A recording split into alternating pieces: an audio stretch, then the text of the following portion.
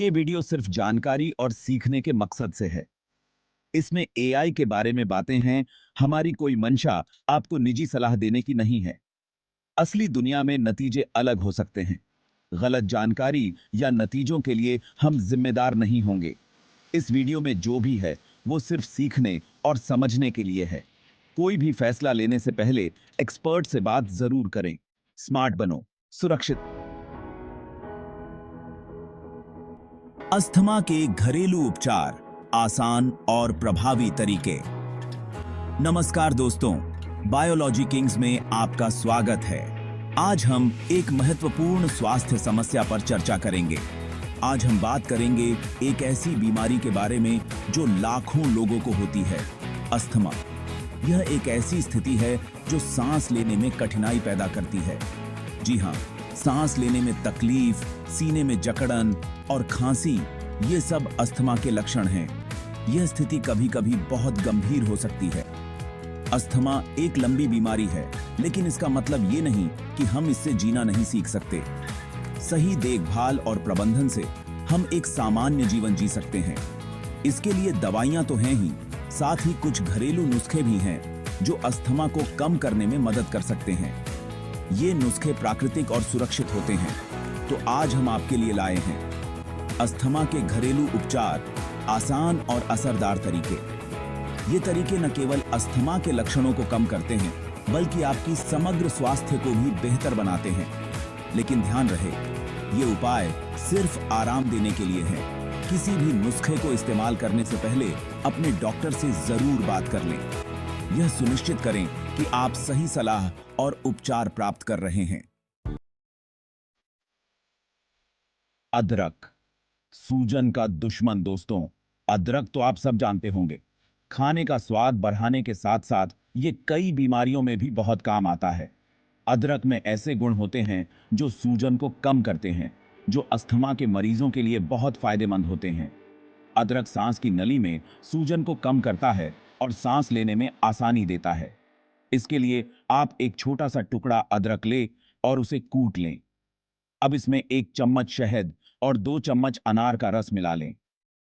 इस मिश्रण को दिन में 2 बार पिएं। अगर आपको कच्चा अदरक पसंद नहीं है, तो आप अदरक की चाय भी पी सकते हैं। बस ध्यान रखें कि चाय में चीनी की जगह शहद डालें। अदरक रोज खाने से आपको अस्थमा के लक्षणों से आराम मिलेगा। लेकिन याद रखें, किसी भी घरेलू नुस्खे को इस्तेमाल करने से पहले अपने डॉक्टर से जरूर बात कर लें। अदरक के अन्य लाभ भी हैं, जैसे कि यह पाचन को सुधारता है और इम्यून सिस्टम को मजबूत बनाता है। अदरक का नियमित सेवन आपको स्वस्थ और तंदुरुस्त बनाए रख सकता है। इसलिए अदरक को अपने दैनिक आहार में शामिल करें और इसके अद्भुत लाभों का आनंद लें। लहसुन, प्राकृतिक एक्सपेक्टोरेंट दोस्तों। अब बात करते हैं लहसुन की। लहसुन सिर्फ खाने का स्वाद ही नहीं बढ़ाता, बल्कि ये एक प्राकृतिक एक्सपेक्टोरेंट भी है। जी हां, लहसुन बलगम को पतला करके उसे बाहर निकालने में मदद करता है। साथ ही लहसुन में ऐसे गुण भी होते हैं जो शरीर को इन्फेक्शन से बचाते हैं। अस्थमा के मरीजों के लिए लहसुन खाना बहुत फायदेमंद होता है। आप 2 से 3 कली लहसुन को 1 कप दूध में उबालकर पी सकते हैं। इसके अलावा रोज सुबह खाली पेट 2 से 3 कली लहसुन चबाना भी बहुत फायदेमंद होता है।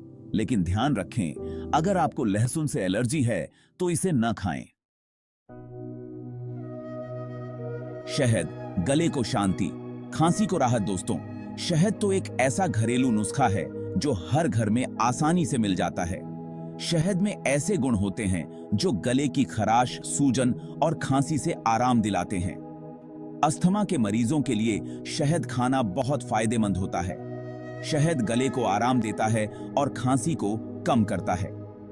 आप 1 चम्मच शहद में आधा चम्मच दालचीनी पाउडर मिलाकर खा सकते हैं।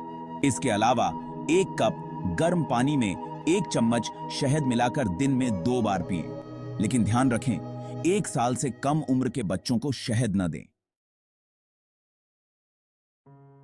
चैप्टर 4, तुलसी, आयुर्वेदिक औषधि।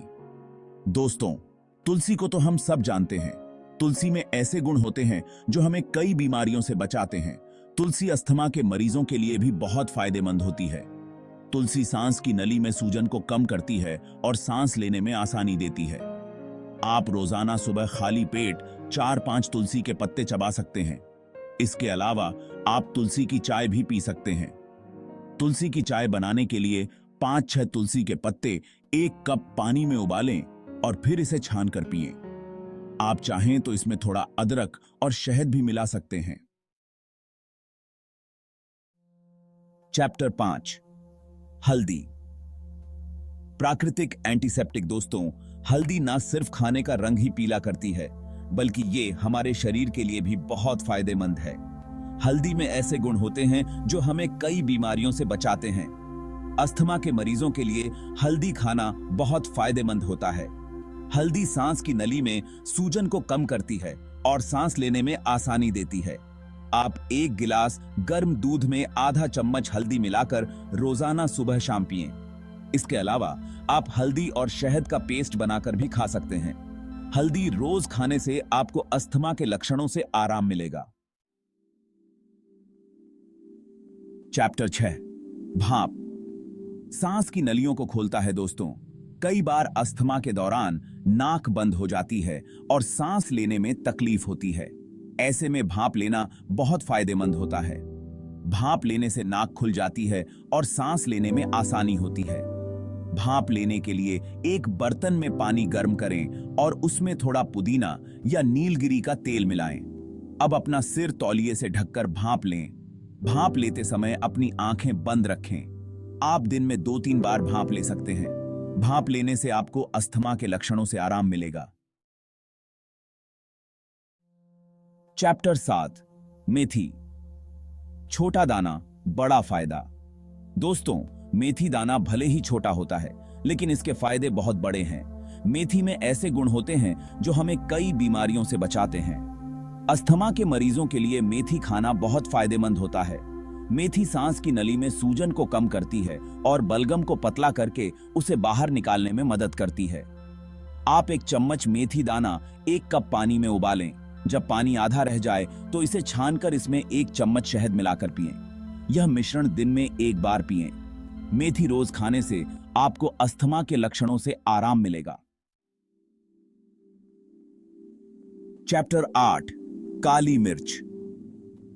तीखापन जो राहत देता है दोस्तों। काली मिर्च का इस्तेमाल तो हम सभी अपने खाने में करते हैं। यह हमारे भोजन को स्वादिष्ट और तीखा बनाती है।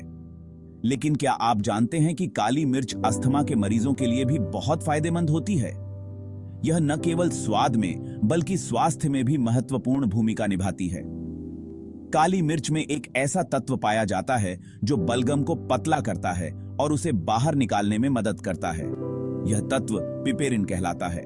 साथ ही काली मिर्च सांस की नली में सूजन को भी कम करती है। यह अस्थमा के लक्षणों को कम करने में सहायक होती है। आप 1 चम्मच शहद में चुटकी भर काली मिर्च पाउडर मिलाकर खा सकते हैं। यह मिश्रण गले की खराश को भी कम करता है। इसके अलावा आप 1 कप गर्म पानी में चुटकी भर काली मिर्च पाउडर और 1 चम्मच शहद मिलाकर भी पी सकते हैं। यह उपाय भी बहुत प्रभावी है। ध्यान रखें, ज्यादा काली मिर्च न खाएं। अधिक मात्रा में सेवन से पेट में जलन हो सकती है। चैप्टर 9 योग और प्राणायाम। सांस पर नियंत्रण, अस्थमा पर विजय। दोस्तों, योग और प्राणायाम तो हमारे स्वास्थ्य के लिए बहुत फायदेमंद होते हैं। ये हमें शारीरिक और मानसिक रूप से स्वस्थ रखते हैं। अस्थमा के मरीजों के लिए भी योग और प्राणायाम बहुत फायदेमंद होते हैं। भस्त्रिका, अनुलोम विलोम, कपालभाति जैसे प्राणायाम फेफड़ों को मजबूत बनाते हैं और सांस लेने के तंत्र को स्वस्थ रखते हैं। नियमित रूप से योग और प्राणायाम करने से अस्थमा के लक्षणों में कमी आती है और सांस लेने में आसानी होती है। लेकिन ध्यान रखें, कोई भी प्राणायाम करने से पहले किसी योग गुरु से सलाह जरूर लें। Chapter 10 caffeine. अस्थमा में एक अनपेक्षित सहयोगी। दोस्तों, कैफीन एक ऐसा पदार्थ है जो हमें एक्टिव रखने में मदद करता है। लेकिन क्या आप जानते हैं कि कैफीन अस्थमा के मरीजों के लिए भी फायदेमंद हो सकता है? जी हां, कैफीन सांस की नली को खोलने में मदद करता है और सांस लेने में आसानी देता है। आप एक कप ग्रीन टी या कॉफी पी सकते हैं, लेकिन ध्यान रखें, ज्यादा कैफीन न लें क्योंकि यह दूसरी स्वास्थ्य समस्याओं को बढ़ा सकता है। ओतरो सावधानी और सुरक्षा दोस्तों, ये थे कुछ घरेलू नुस्खे जो अस्थमा के लक्षणों को कम करने में मदद कर सकते हैं। लेकिन ध्यान रखें, ये नुस्खे सिर्फ आराम देने के लिए हैं। ये अस्थमा का पक्का इलाज नहीं है। अस्थमा से बचने के लिए धूल, धुएं और एलर्जी पैदा करने वाली चीजों से दूर रहें। साथ ही रोज एक्सरसाइज करें और अच्छा खाना खाएं। अगर आपको अस्थमा के लक्षण दिखाई दें तो तुरंत अपने डॉक्टर से संपर्क करें। स्वस्थ रहें।